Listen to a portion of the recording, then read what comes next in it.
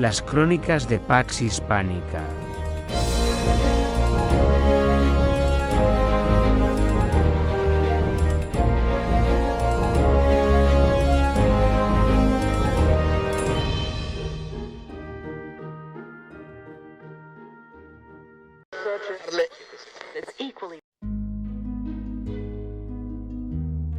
Saludos Pax Hispanos, bienvenidos a un nuevo episodio de esta segunda temporada de las Crónicas de Pax Hispánica, programa en formato podcast destinado a desmentir la leyenda negra y tratar diversos temas de la historia de España.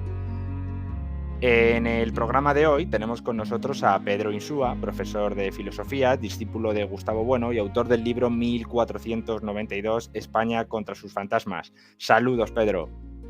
Hola, buenas, ¿qué tal? Encantado de estar aquí y muchas gracias por la invitación. Un placer. Bueno, cuéntanos, Pedro, ¿cuáles son esos fantasmas que tiene España y por qué debemos luchar contra ellos? Pues esos fantasmas son muchos. Lo que pasa es que, bueno, yo cuando me encargaron ese libro, era más ambicioso el libro, el tratar prácticamente todos los fantasmas, ¿no?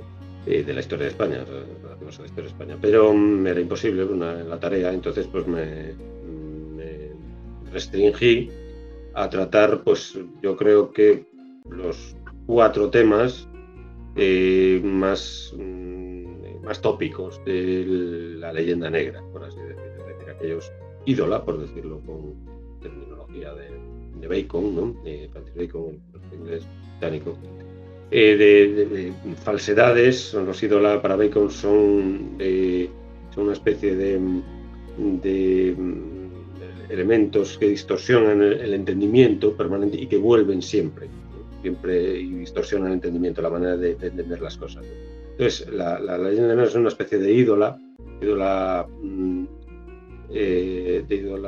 social, de ídola fori, que llamaba Bacon, a nivel social, está extendida, ¿no?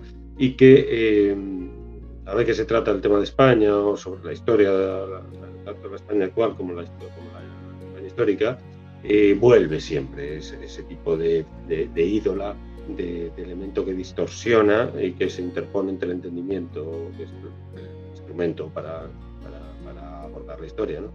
Y la historia misma, los documentos y demás, interfiere, se interpone y distorsiona totalmente esa historia, ¿no? Esto es un poco lo que yo quería atacar, esos fantasmas. Son esos fantasmas, ¿no?, que comentas en tu libro.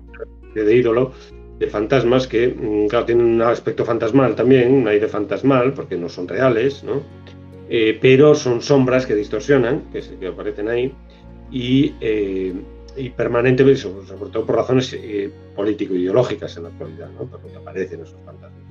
Y entonces tintan a la historia de España de negro, básicamente para dibujarla como una tiranía.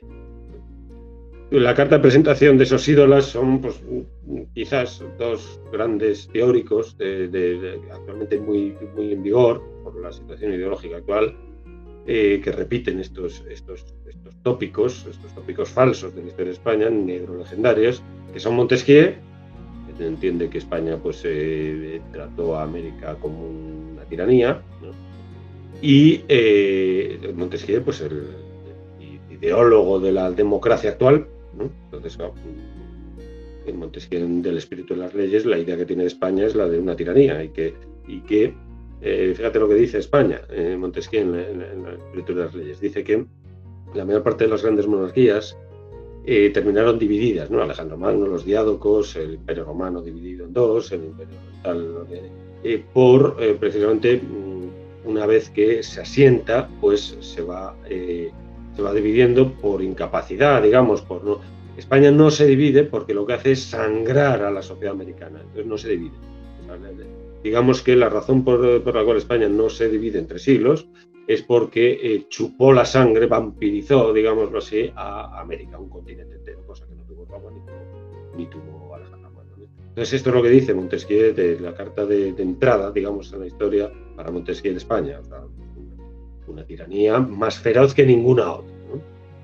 Y después el otro, digamos, padrino de la leyenda negra en la contemporaneidad, que es el fundador, vamos a decirlo así, del liberalismo económico, ¿no?, que es Adam Smith, y que lo que dice básicamente es que España pues malgastó absolutamente pues la oportunidad que tuvo desde el punto de vista comercial y tal para no supo aprovechar, digamos, pues como amigo del comercio, se presentó como una especie de enemigo del comercio y no supo aprovechar la ocasión y por lo tanto fue un despilfarro España, digamos, como imperio, ¿no?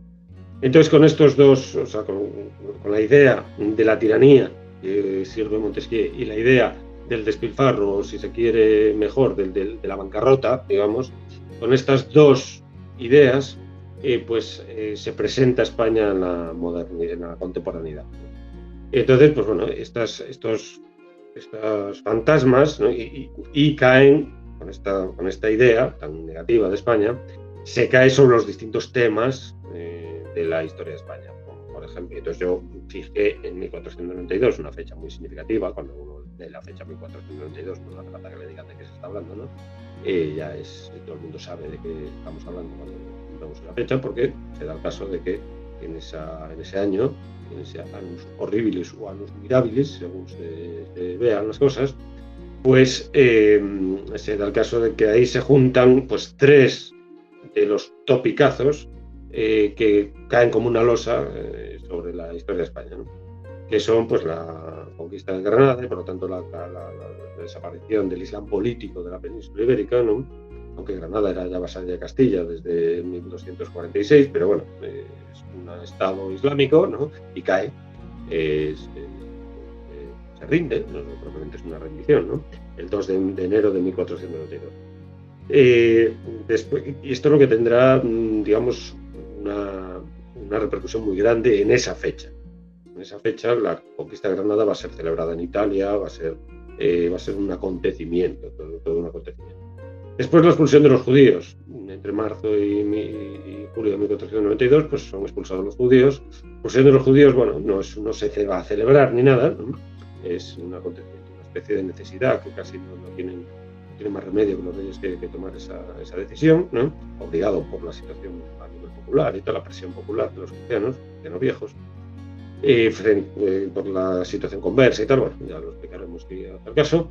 Y después el acontecimiento más trascendental desde el punto de vista histórico universal, pero que en ese momento tampoco tiene tal trascendencia. Lo más trascendente va a ser la conquista de Granada, que es el 12 de octubre, pues la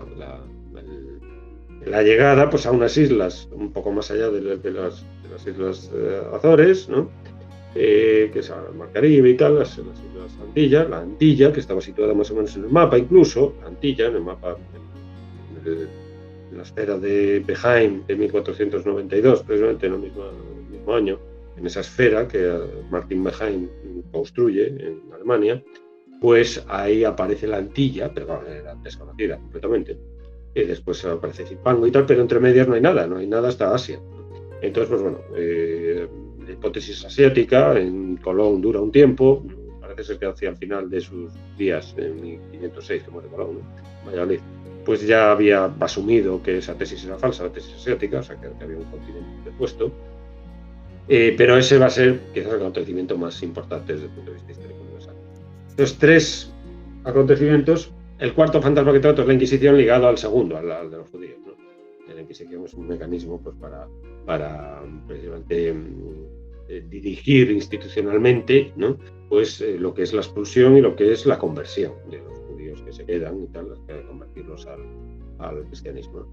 Entonces, estos 3 más 1, vamos a decirlo así, ¿no? 3 acontecimientos más la institución de la Inquisición son los que tratan de que suelen ser los tópicos casi siempre de la versión legendaria de la historia de España. España machacó una civilización luminosa, como era el Andalus, pues la hizo desaparecer. España expulsó a Israel, además esto quizás es el elemento más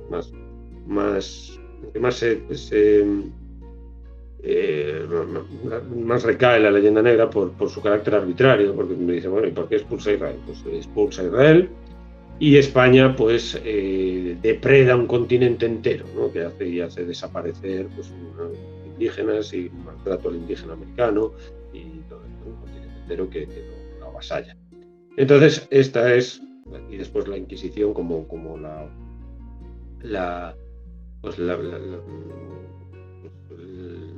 yo qué sé, el máximo exponente de esa identidad negra, ¿no?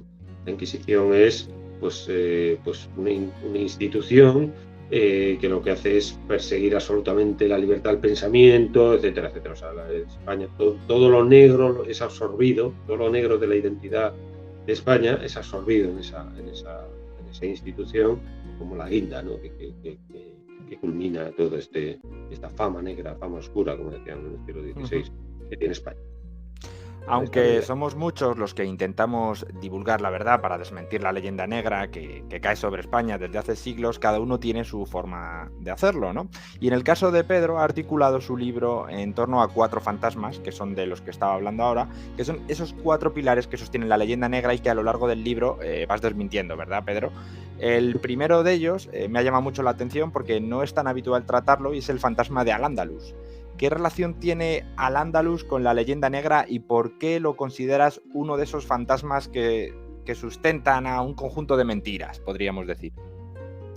Bueno, Al-Ándalus como civilización luminosa, en contraste con lo que viene después, es un tópico decimonónico del siglo XIX, característicamente del siglo XIX. Es decir, ese tópico se construye porque antes no existe Al-Ándalus como una luminosa que contraste, no hay tal cosa, es del siglo XIX. Eso así como los judíos y pues, es un tema ya más recurrente a lo largo de todo desde que se expulsan, ¿no? En el siglo XV y XVI, XVII es un tema recurrente, y América lo mismo, pero Al-Ándalus es del siglo XIX. Es decir, la idea de que, sobre todo promovida esta idea de la civilización andalusí como una gran civilización que desaparece con la España católica, ¿no? España católica, un estado pues que arruina una gran civilización luminosa, ilustrada, que había desarrollado las ciencias a unos límites pues muy impresionantes, en fin, ese gusto estético de las mil y una noches, ¿no? Ese mundo pues sofisticado, con grandes poetas andalusíes, ¿no? Toda esta característica de Al-Ándalus como una gran civilización, tanto las ciencias como las artes, ¿no? Un gran desarrollo de las ciencias y las artes, es una idea que procede de básicamente de los viajeros protestantes, aunque alguno también católico, del siglo XIX por España, ¿no? Cuando Borrow, Ford, es decir, los británicos, pero también Mérimée, Gautier, los franceses, italianos, alemanes incluso, visitan España en el siglo XIX, van a visitar una España que es un país más o menos exótico porque tiene algo de africano, ¿no? Siempre atribuyéndole la fase más conocida, ¿no? La de Alejandro Dumas, África empieza en los Pirineos. Que yo no encontré la frase en Alejandro Dumas, ¿no? El libro que leí, que pensé que estaba esa frase, es de Cádiz a París, de Alejandro Dumas, pero no sé dónde está esa frase, así literalmente. Hay una expresión que utilizan ahí de Cádiz a París, o de París a Cádiz, ¿cuál es de París a Cádiz? Hay una expresión parecida, pero no es literal. Eso de que África empieza en los Pirineos, no sé en qué punto de su obra aparece. El caso es que esa frase, que se ha tomado como una especie de divisa para afrentar a España, ¿no? para separarla de Europa, para dibujar a España como ese país en que la razón no termina de cuajar porque siempre queda desbordada por la pasión y por el sentimiento y por tal. El Lovely Spain, que decía, en este caso con simpatía, por otro lado, que decía Byron, ¿no? La querida España, un país pues eso, lleno de cierto orientalismo, más o menos amaestrado, que produce simpatía, ¿no? La figura de Carmen, en fin, toda esta idea de pasión y sangre, ¿no? Los toros, todo esto, ¿no? Esta configuración de España y los distintos tópicos caracterológicos de las distintas regiones, esto se fragua todo en el siglo XIX. Y entonces aquí se dibuja una España, en el pasado histórico de la península, se dibuja una España mora encantadora. Washington Irving quizás sea el ejemplo más claro, y además a mí me parecen los fantasmas de fantasmas literales, tal como dibuja Washington Irving, en que pues, en Granada aún quedan las alpujarras y tal y cual, quedan allí los fantasmas de Boab Dee y tal y cual, que buscan volver otra vez, regresar y volver a retomar esa gran civilización. Entonces, Al-Ándalus, la civilización andalusí, se le llamó a Titus Burckhardt, ¿no? Habla de gran civilización, Levi Provençal, los historiadores hablan de una civilización, ¿no? Quiero decir que no les basta con que sea un estado, Al-Ándalus, sino con toda una civilización, ¿no? Que es arruinada por el catolicismo. Entonces, esta por la secta papal, que dicen esto, que dice, ¿no? Entonces, Ford, que fue soldado de Wellington, ¿no? Y que después después de la experiencia pasada en España, pues hizo un manual para los viajeros en casa, llama Ford, que se hizo muy célebre en Inglaterra. Entonces, pues en lugar de viajar a España, pues los viajeros en casa en Inglaterra, pues leían a Ford como si hubieran viajado a España, ¿no? Entonces, la idea que tiene de los ingleses de España, pues es la que le transmite Ford, soldado de Wellington, o Borrow. Borrow era un pastor protestante evangélico, ¿no? Que vino a España, visitó a España para introducir la Biblia protestante en España, para transmitir el protestantismo. George Borrow, Jorgito el inglés le llamaron los gitanos. Tuvo eco entre los gitanos, por eso hay muchos gitanos evangélicos hoy en día, ¿no? Los gitanos son los protestantes más, la corriente más importante protestante en España son los gitanos, por la obra de Borrow. Entonces, en Pescadilla, por ejemplo, el marido de Lola Flores era protestante, o el de Roma Catalana, el de Borrellito como tú y tal, este era protestante. Peret era protestante, o sea, son protestantes evangélicos, ¿no? Y esto es por George Borrow, porque las autoridades, le hace Mendizábal, con el que tuvo una entrevista y tal, que la cuenta el propio Borrow en la Biblia en España. Mendizábal, el duque de Rivas, que era ministro de Fomento en ese momento, etcétera, no hacen ni puñetero caso a Borrow. Está allí intentando colocar la Biblia protestante, que era como la católica, pero sin notas al pie, ¿no? Sin notas teológicas al pie. Y entonces la intenta colocar y tal, y nada, no lo consigue. Pero sí se va a los cigarrales en Toledo, y allí pues más o menos pastorea a los que visitan los gitanos y tal y cual, y entonces pues allí cuaja entre los gitanos el evangelismo de Borrow. Pero siempre la versión acerca de una España que visita en los años 30, una España en guerra civil, la primera guerra carlista, ¿no? Entre 1833 y 1840, la primera guerra carlista. Y entonces España, claro, acaba de sufrir una guerra, la guerra entre 1808 y 1815, muy destructiva para los franceses. Entonces, claro, España lleva dos guerras, pues bastante. La primera guerra carlista además es a nivel peninsular, por toda la península, no se cierra esa guerra.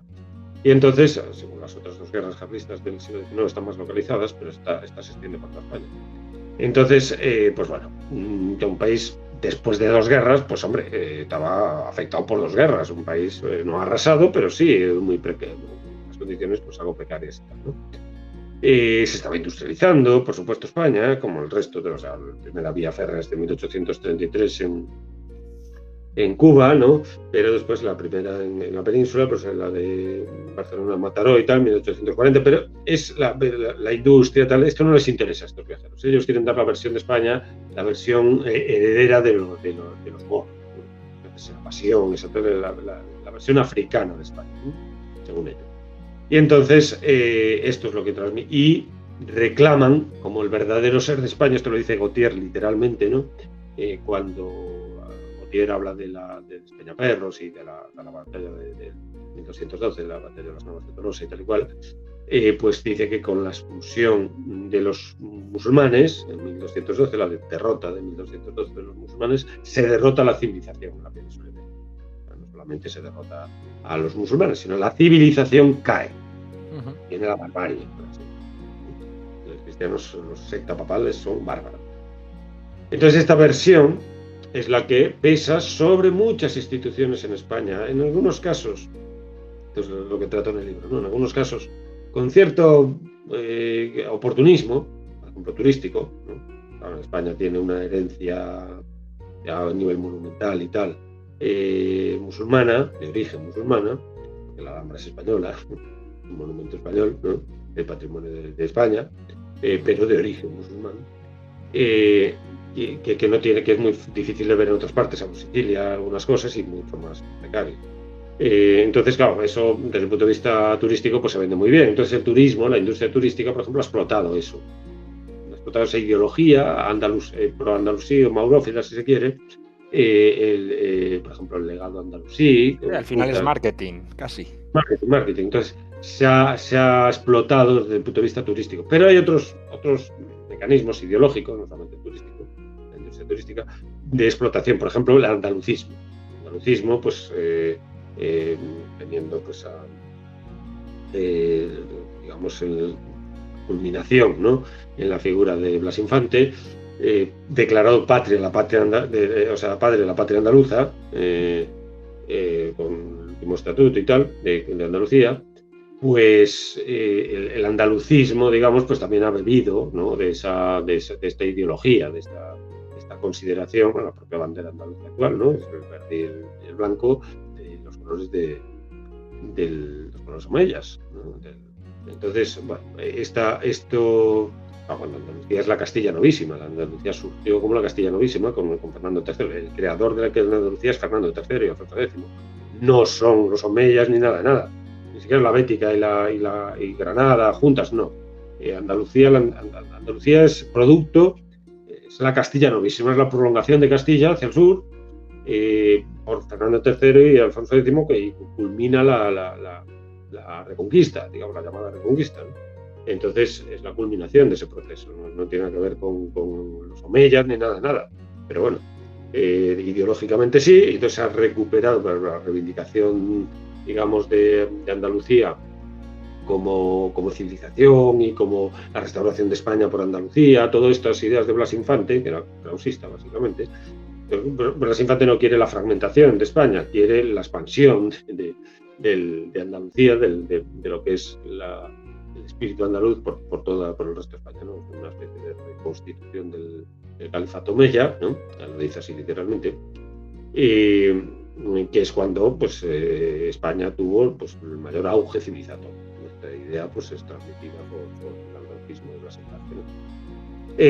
Y entonces, pues bueno, estas ideologías, una ligada a la industria turística, ¿no? Que te venden pues, al Andaluz como una gran civilización y tal y cual, y todo el embrujo, ¿no?, que tiene pues, la civilización árabe y los restos y tal y cual los explota turísticamente. Esto se ha vendido mucho en España, en colaboración con Marruecos, por ejemplo. Había la ruta de los omeyas, que iba desde Córdoba a Granada, esa carretera que atraviesa Baena, que atraviesa todas esas dos provincias de Andalucía, ¿no?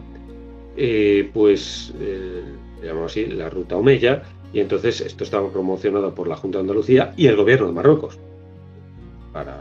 Entonces, claro, la versión que se daba de los omeyas y de Al-Ándalus y tal y cual, pues era la luminosa Al-Ándalus frente a pues, la oscura y tétrica y demás España católica que arruinó a Al-Ándalus. Esto es la versión, era la versión, cuando llegabas a un sitio de esa ruta, pues esta era la versión, ¿no? Y después también es importante, como tercer elemento en el que persiste esa ideología, la presencia de los 2 millones de musulmanes que hay en España, y que desde distintas instituciones con distinta beligerancia reclaman, quieren patrimonializar España y restaurarla como Al-Ándalus. Y esto tiene su peligro. Su peligro ahora está un poquito más acallado, pero bueno, aquí han puesto unas bombas en el 11 de marzo del año 2004, ¿no? Estallaron unas bombas en varios puntos de Madrid, con esa reclamación, que si era ETA, que si no sé qué, bueno, quien fuera que fuese, o que eran las cloacas del Estado, como dicen algunos, ¿no? Y tal y cual, quien quiera que fuese, utilizaba, y eso es lo importante, utilizaba la ideología andalusí para reclamarlo. Fuera quien fuera después, eso da igual, porque digamos lo que manifestaba ese atentado, utilizando el 11 también, siempre es un número muy buscado, ¿no? El 11, porque el 11 es la superación del 10, ¿no? Y el 10 son los 10 mandamientos, los musulmanes, esto ya lo decía Álvaro de Córdoba, los mártires cordobeses en el siglo IX, ¿no? El Indunculus Luminosus, que decía Álvaro de Córdoba, es decir, aquellos mártires que protestaron en Córdoba en el siglo IX en razón de manifestar públicamente su fe cristiana, querían hacerlo, no podían, entonces lo hicieron, fueron sacrificados, ¿no? Fueron martirizados. Y entonces, pues uno de ellos, se llama Álvaro de Córdoba, narra cómo los musulmanes el 11 lo tienen como un número sagrado porque es la superación del 10. El 10 son los 10 mandamientos y los cruzados, como llaman ellos, cruzados son los cristianos y los judíos, ¿no? Los 10 mandamientos de Moisés, ¿no? La ley mosaica, toda la ley mosaica como cristiana tiene a los 10 mandamientos como leyes, y entonces pues el 11 es su superación, y así se presenta el Islam, ¿no? Como una superación del cristianismo y del judaísmo, ¿no? Entonces esa ideología andaluz, digamos, acerca del carácter civilizatorio frente a la barbarie cristiana que representa el Andalus, pues lo maneja estos musulmanes que están asentados aquí en España, ¿no? Hay varios corrientes de estos musulmanes a su vez, no forman un bloque uniforme, sino que están los musulmanes conversos, que son los que más importancia tienen desde el punto de vista ideológico, porque son los que tienen más medios y tal, que eran cristianos, que se convirtieron al Islam. La Comisión Islámica de España estaba dominada por estos, tenían su sede en Córdoba, en Almodóvar del Río, un pueblo que está un castillo impresionante que está cerca de Córdoba. Después están los islámicos nacionalizados, es decir, extranjeros nacidos en Siria, la mayor parte de ellos que vinieron con el ejército de Franco o a estudiar medicina. Aquí en España vinieron muchos sirios en los años 70, 80. Y estos se nacionalizaron, es decir, sí que eran españoles, y pues formaron una asociación también, y también cultivan esta ideología, ¿no? del andalucismo, del maurofismo. Y por último el Islam extranjero, que tiene su sede en la M30 fundamentalmente, de Madrid, en la mezquita de la M30, la mezquita más grande de España. Ajá. Y que es extranjero, o sea, que es capital saudí básicamente. Ahora mismo son movimientos que están un poquito crípticos, están acallados, están ahí, pero están muy, con toda la... se soliviantó todo el movimiento anti-islámico, de confrontación con el Islam tras el 11 de septiembre, ¿no? Pues ahí tuvo mucho, esa oleada fue muy grande. Y después queda el Islam directamente inmigrante, la inmigración que viene islámica, que es una inmigración muy importante, ¿no?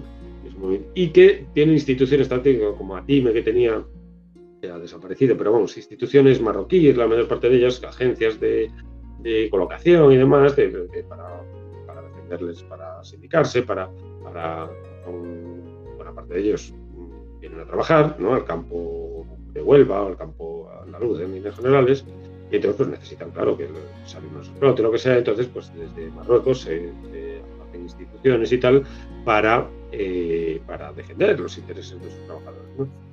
Y entonces, porque muchos son extranjeros, la parte de ellos son extranjeros. Entonces, pues incluso las instituciones más inocentonas hablan, están eso, que sus fines son pues laborales y tal, ¿no? De defensa de los convenios laborales y tal.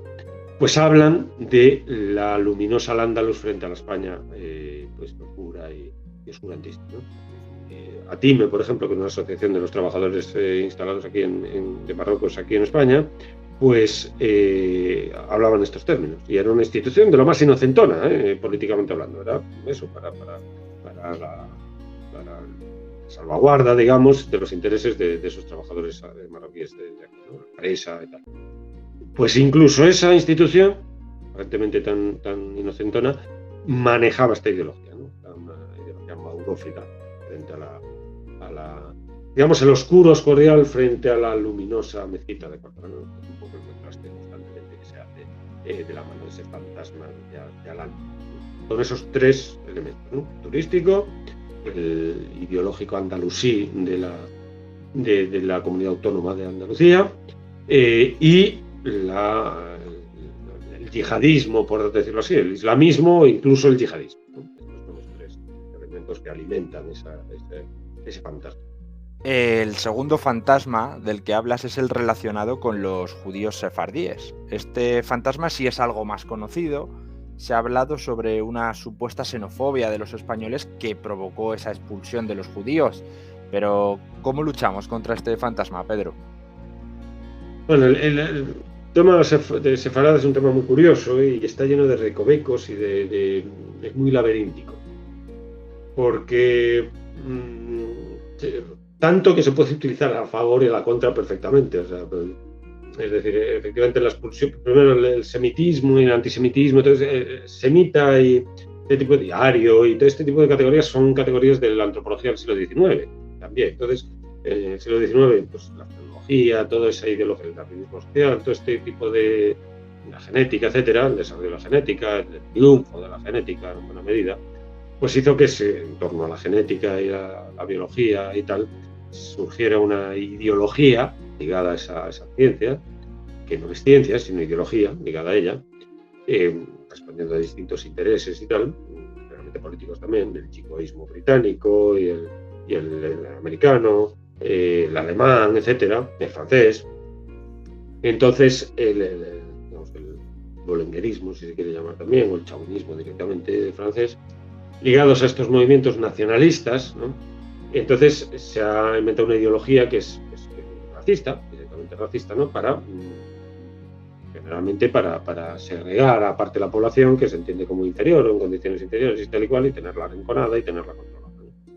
Entonces esto en Inglaterra, Francia, Estados Unidos, Alemania, pues ha cuajado muchísimo. En los países mediterráneos muchísimo menos, ¿no? Entonces Italia, España, Grecia no ha cuajado, de hecho, institucionalmente. Entonces, hablar de antisemitismo, o sea, hablar de la expulsión de los judíos en España como un movimiento antisemita es directamente un anacronismo total y absoluto. No tiene sentido hablar de antisemitismo en el siglo XV-XVI, en absoluto.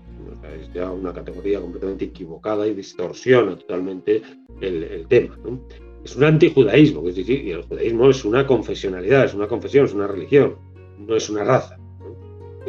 Los nazis terminaron considerando al judaísmo como una raza, pero eso no hay quien sabe que no hay que creérselo, obviamente, porque no lo es. Entonces, los judíos sefardíes, ¿no? Pues tenían la condición de judío y el judío no tenía nada que ver con una raza, era una confesionalidad. Entonces, el tema de la expulsión en España de los judíos, primero, no es un tema exclusivo, la expulsión se había producido en otras sociedades políticas, ¿no? Y los judíos tienen un elemento, pues, en torno a se clausuran, digamos, hay un cierre del propio judaísmo al exterior, ¿no?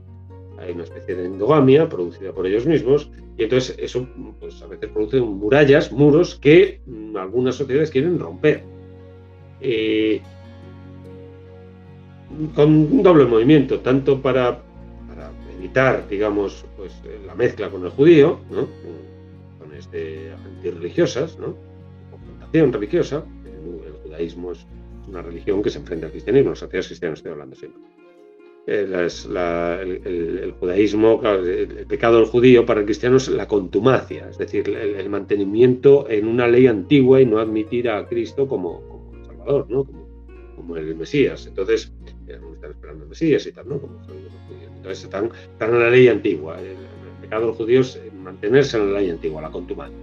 Entonces, claro, esto entra en contra del núcleo fundamental del cristianismo, que es, pues, la hostia, ¿no? Es decir, el hecho de que Cristo sea Dios, ¿no?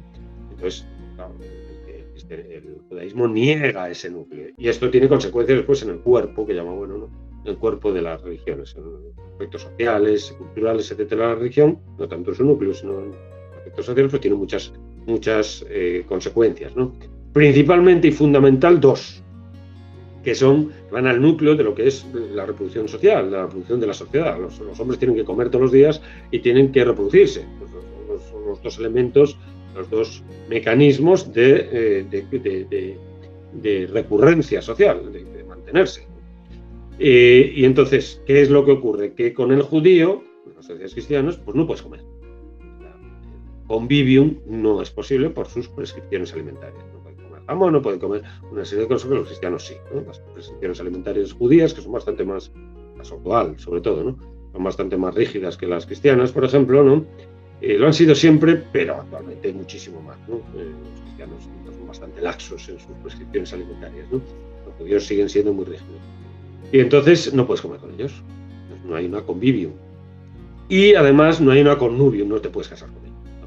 ¿no? Las leyes a lo largo de la Edad Media, etcétera, de convivencia con el judío era, con el musulmán exactamente igual, pero bueno, el musulmán es otro rollo en España porque hay una política. El judío era una sociología, no hay una política. ¿No? Separado nunca fue un Estado, ni no lo procuró. Judíos eran población segregada de las relaciones con los cristianos, segregada ahí precisamente por su carácter judío, se podían mantener como religión, pero con la protección real, con los reyes que los protegían, porque les interesaba mantener como puente hacia el Islam y como muchos aspectos administrativos, tesoro, etcétera, ¿no? Tenían cierta habilidad para las finanzas y para la administración, no todos, ni mucho menos, y había judíos que se dedicaban a la agricultura y tal, o sea, esto es tópico también del judío como sagaz comerciante y tal, pues es un tópico. Pero bueno, es verdad que tenían, sobre todo, ese carácter de puente con respecto al Islam, ¿no? Que sí que ya tenía un carácter político el Islam, el judío no, entonces le sirvió a los reyes pues para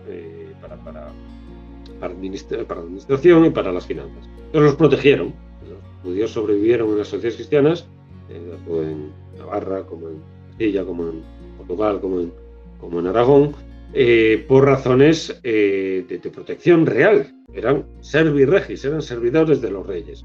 Y entonces, claro, de cara al cristiano viejo y al cristiano en general, pues tenían un privilegio, porque los judíos, una de las mayores penas que podían caer en un cristiano era la excomunión. Pero el judío no podía ser excomulgado, es decir, porque el Papa no pintaba nada para el judío.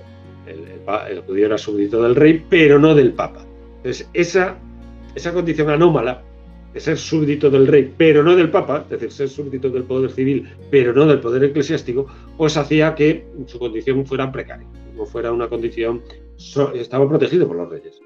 Claro, muchas veces cuando la población cristiana quería atacar al rey, lo más a mano que tenía era el judío. Entonces se producían pogroms y demás contra los judíos, porque era un tesoro real. Entonces les atacaba a los judíos, asaltaban las juderías y tal. En 1391 fue el momento más álgido de esos asaltos de juderías, fue terrible, ¿no? Una matanza brutal.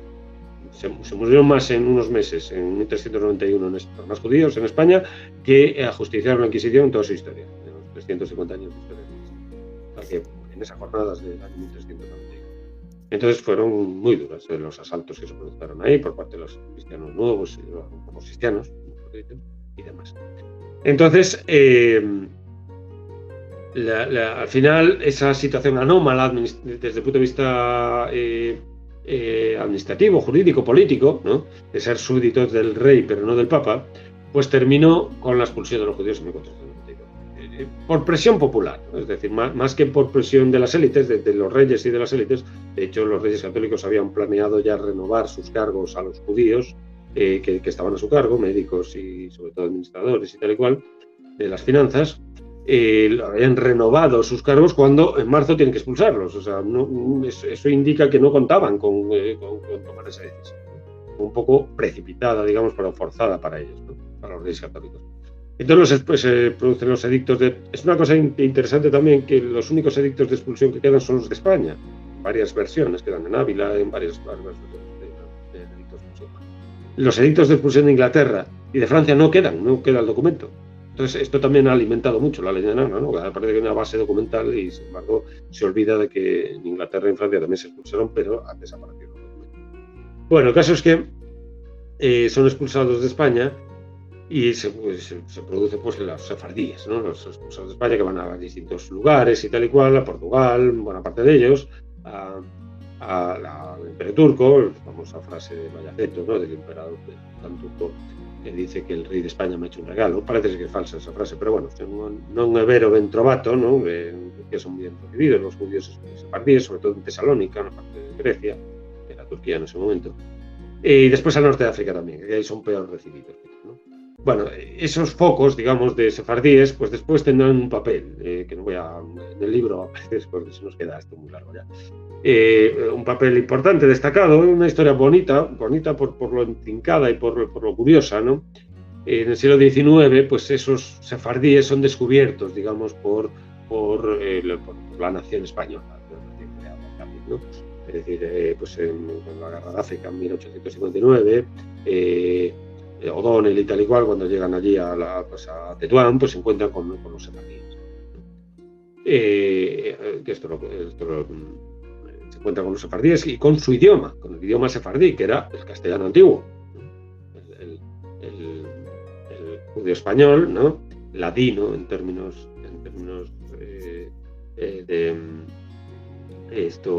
litúrgicos, ¿no? El ladino, que era el idioma que hablaban en la liturgia, los judíos hablaban en ladino, en términos populares el judío español, y entonces empiezan a oír los soldados allí en 1859 en Tetuán, oyen ese idioma y les llama la atención.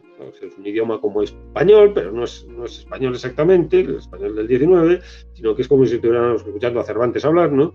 Entonces, bueno, les llama la atención.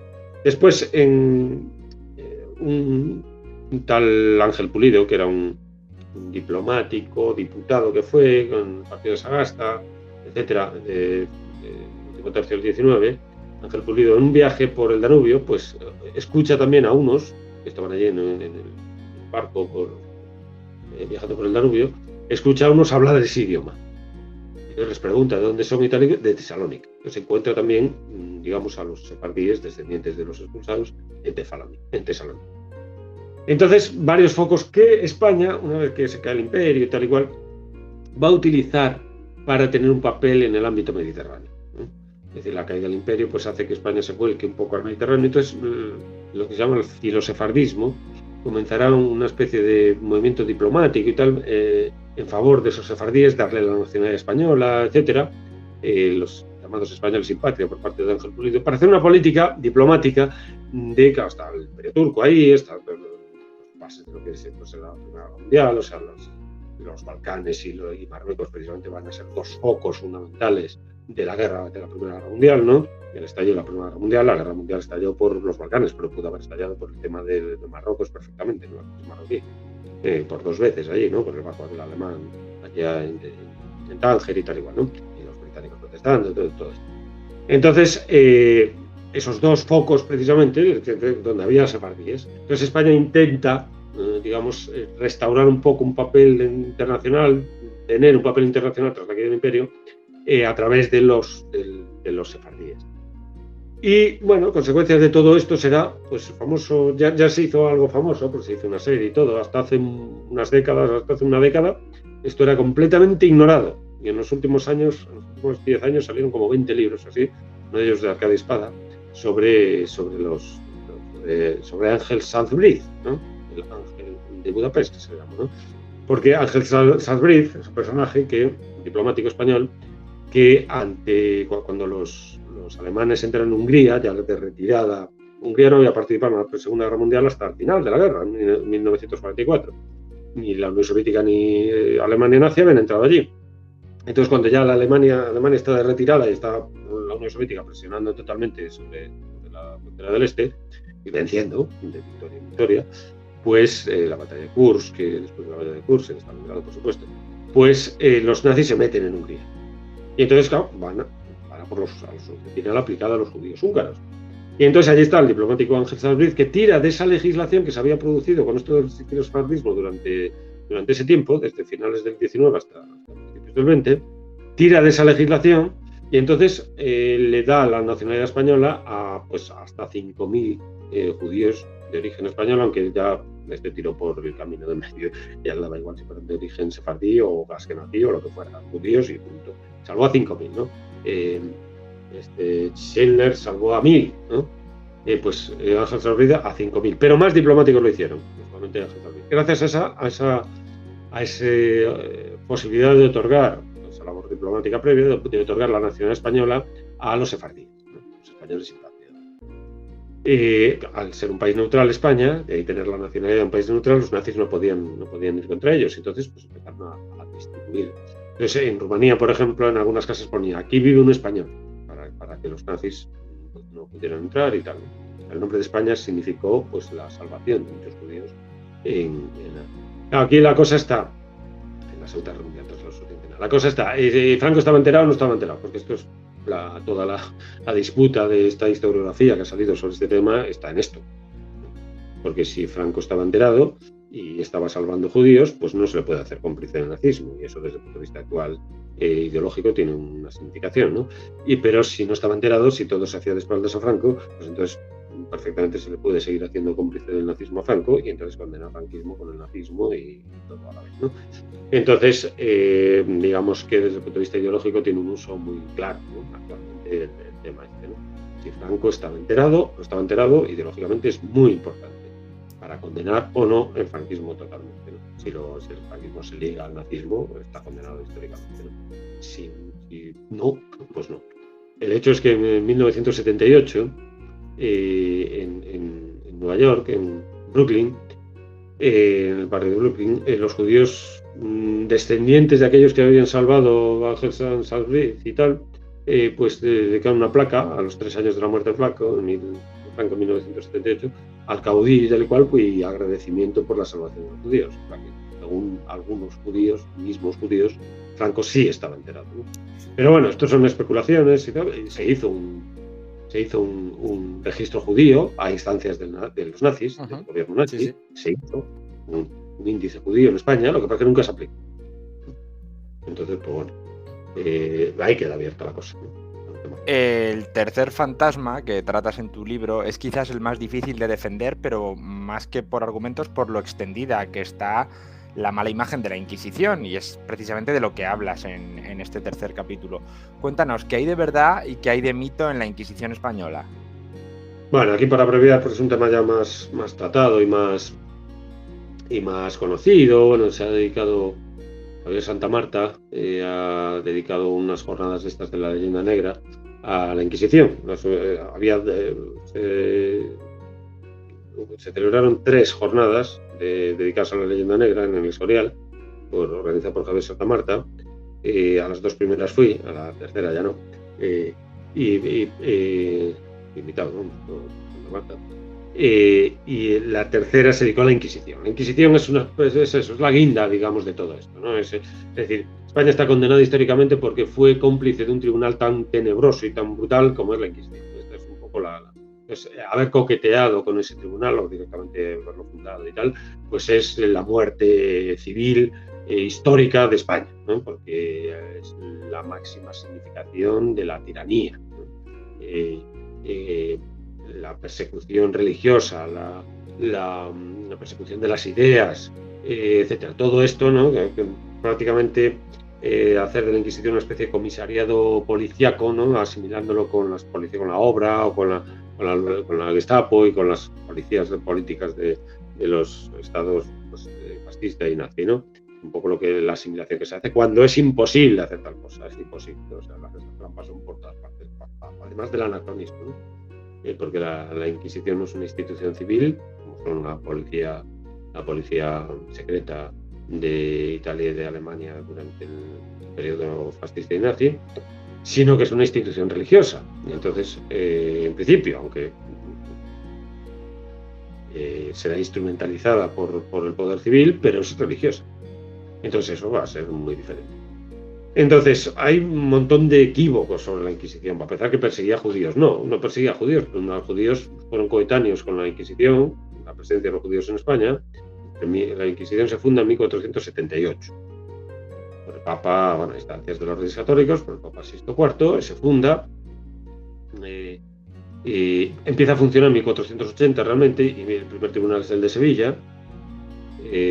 Antes, entre esos 2 años, hay una labor de catequética muy grande por parte de Isabel la Católica, antes de ponerlo en funcionamiento, seguía esa labor, y lo que trata de neutralizar la Inquisición es precisamente los asaltos a la judería. No los juderías, perdón, los asaltos y los castigos a los conversos. Porque había la sospecha, o sea, la disputa entre cristianos viejos y cristianos nuevos, es lo que dirime la Inquisición. Nada tiene que ver con los judíos. Los judíos están ahí, siguen ahí. Y la Inquisición no puede ir contra los judíos porque es una institución eclesiástica.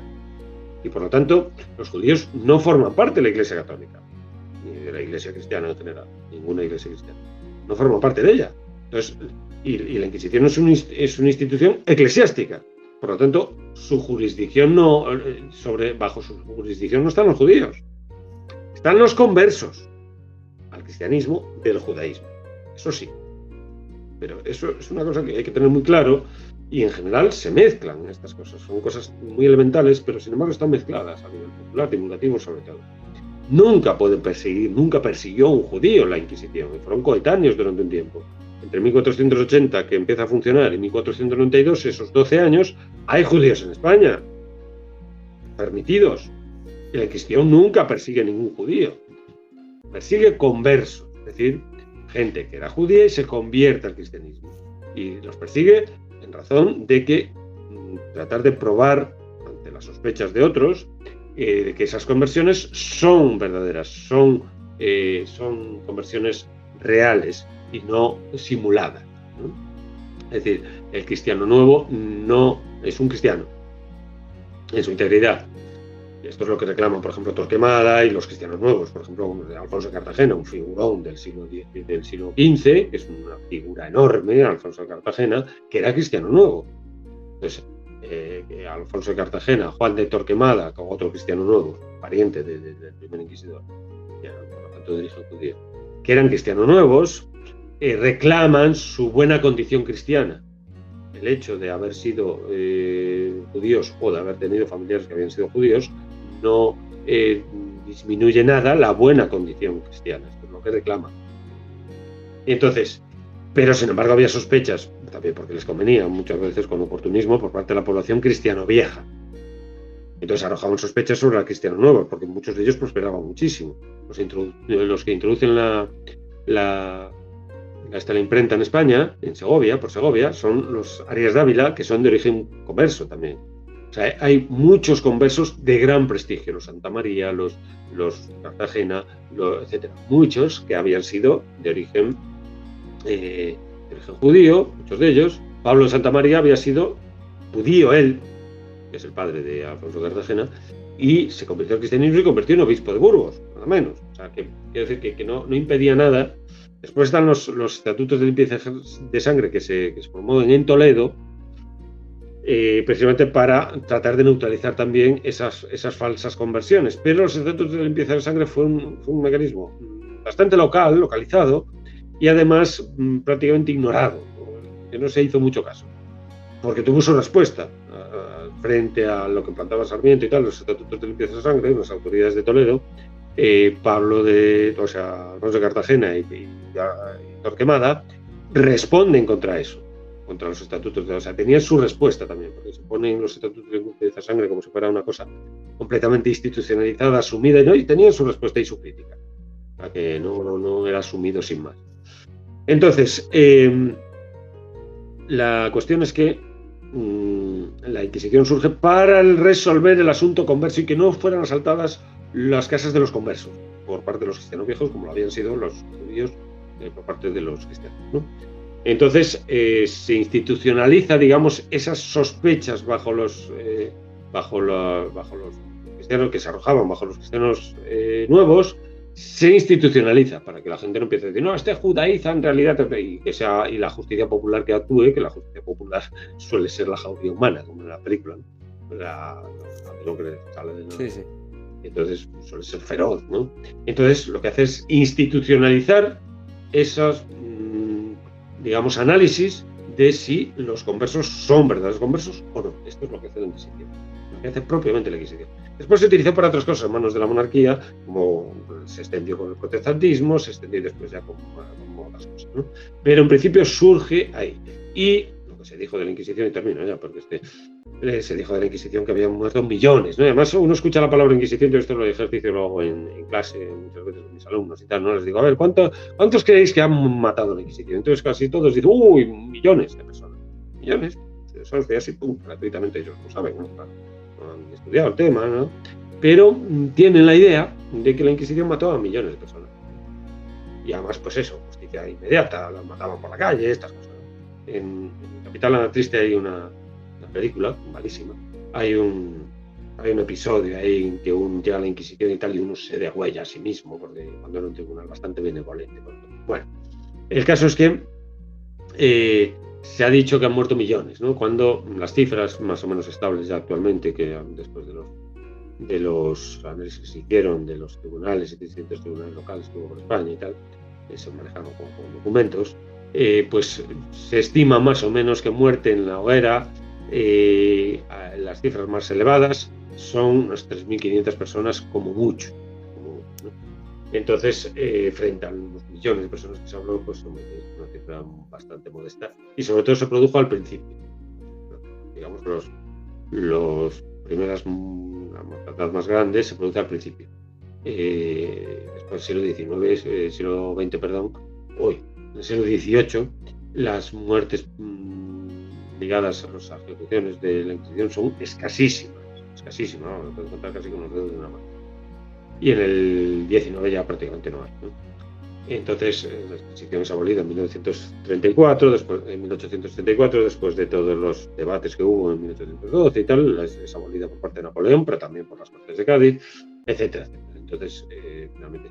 Pero, digamos, la fama continúa. La literatura, sobre todo, se hizo eco de esta fama, ¿no? Edgar Allan Poe, El Pozo y el Péndulo, Dostoyevsky, el Gran Inquisidor, la figura del Gran Inquisidor. Entonces, en la literatura, particularmente, la figura del Inquisidor, el nombre de la rosa, ¿no? Que no tiene nada que ver con España, pero se alinea con ello. El nombre de las rosas en Italia, porque la primera Inquisición, la Inquisición papal, la España no fue la única que aplicó la Inquisición. Además no fue de España, fue Castilla en este caso, porque en Aragón fue más tarde. Entonces se tiende a olvidar de que pues en todo el mediodía francés contra el catarismo se fundó la primera Inquisición, contra la secta cátara, y eso se suele olvidar, ¿no? Muchas veces. Es para destacar que solo España fue inquisitorial y tal y cual. Y después había tribunales civiles que eran peores que la Inquisición, bastante peores, tanto en sus ejecuciones como en sus mecanismos de control y demás. Eran mucho peores los tribunales civiles que la Inquisición, que era bastante benevolente. Cárceles, por ejemplo, ajardinadas, en el caso de la Inquisición. De hecho, hay testimonios de la justicia por la Inquisición que, por ejemplo, hay casos en los que la gente maldice de la Virgen, de tal, para ir a la Inquisición por si se comía carne. Entonces, en fin, eran más benevolentes, ¿no? Era una institución de lo más benevolente. Pero esto lo lees en autores. Yo, por ejemplo, ahí en el libro, yo traigo la idea que tiene John Lynch, o sea, libros de divulgación, Trevor Davis, España Imperial, John Lynch, en la España de los Austrias, de los pequeños Austrias, bajo Austria, no sé, de Stanley Pine, Henry Kamen. O sea, yo traigo las grandes obras de los más o menos conocidos, de los autores conocidos, la idea que dan de la Inquisición. Lo suelo utilizar además como una especie de termostato de cómo está de altura la leyenda negra o no, ¿no? O sea, yo cuando veo que sale un libro nuevo sobre el Imperio Español, sobre España, sobre tal, voy a la Inquisición y a ver qué dice. Porque como mezcle el tema de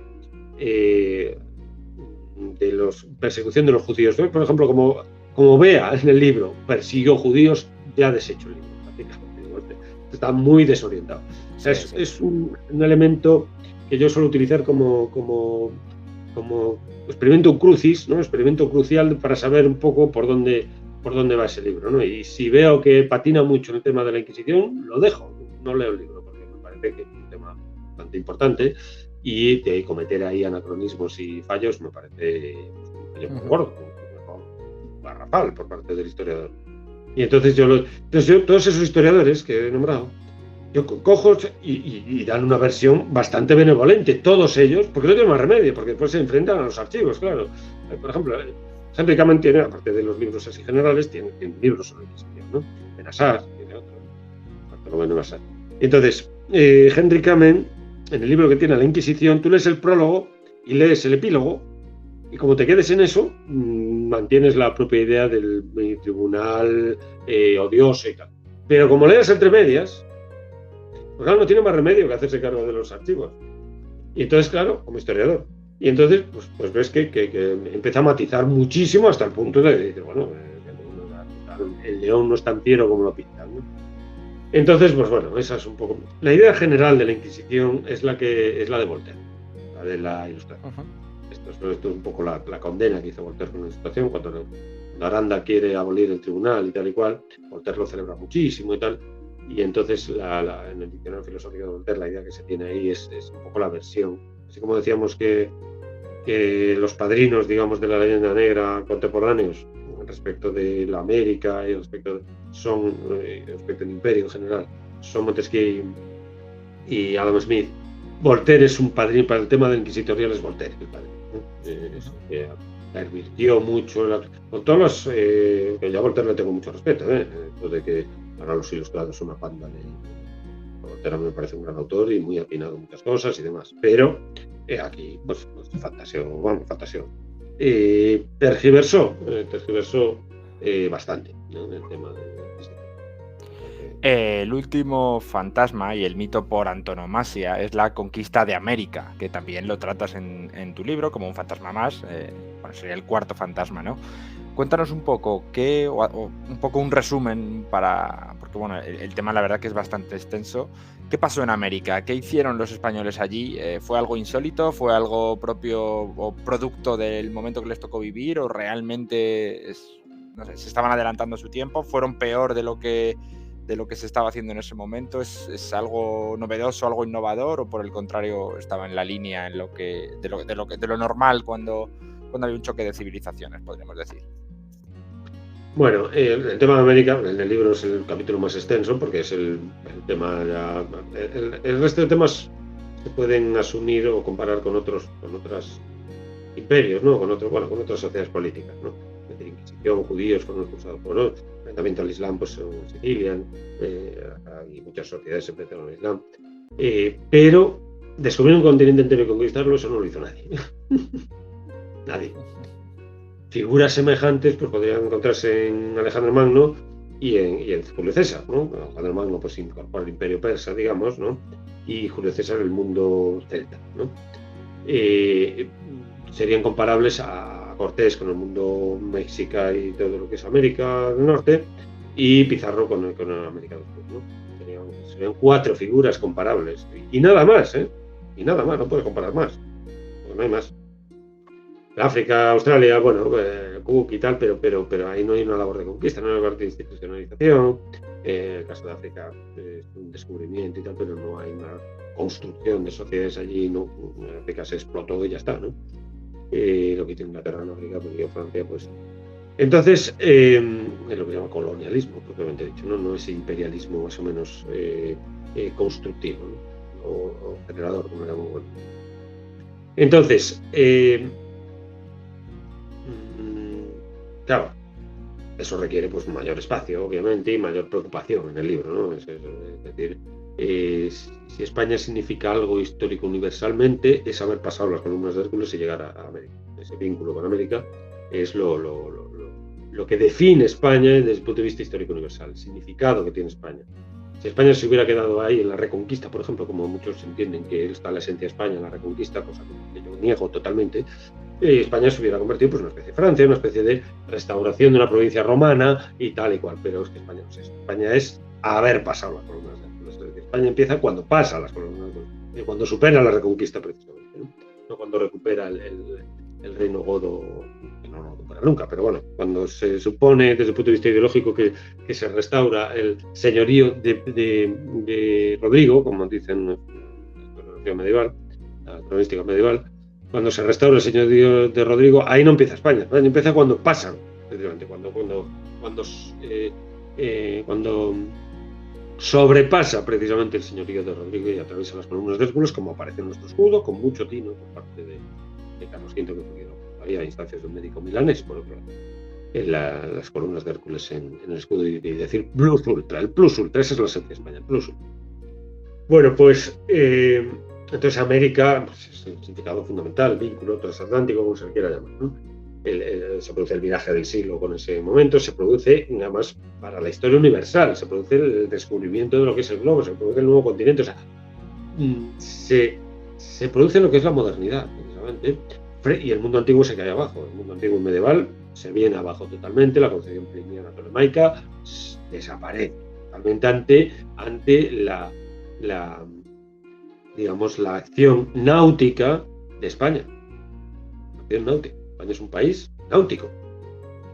Entonces, y todas las consecuencias cartográficas que tiene después y cosmográficas, y aparece una nueva configuración del mundo. O sea, cuando surge España, surge una nueva configuración de la realidad del mundo. Eso es lo que lleva España en sí. Y eso es lo fundamental. Y que no tiene parangón, salvo pues, unos cuantos imperios, como es el imperio estadounidense, el británico, Rusia en parte, y a una escala menor, menos comparable con este asunto, porque esa realidad, esa disyuntiva histórico de la consideración del juicio histórico universal acerca de la acción de España, pues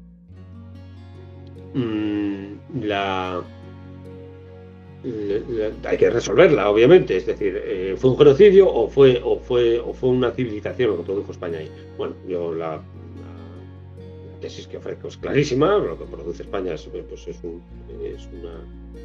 no es un genocidio. Niego la tesis del genocidio totalmente.